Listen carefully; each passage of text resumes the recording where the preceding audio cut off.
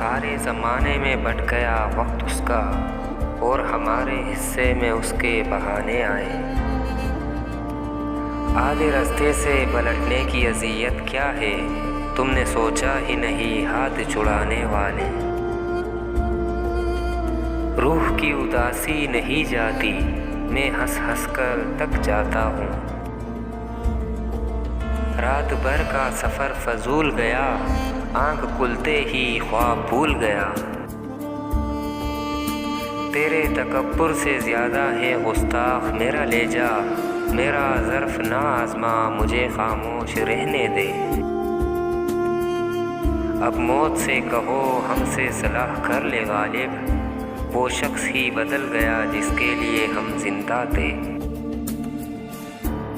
किरदार जिनके खुद मरम्मत मांग रहे हैं, निकले हैं वो लोग हमारी शख्सियत बिगाड़ने।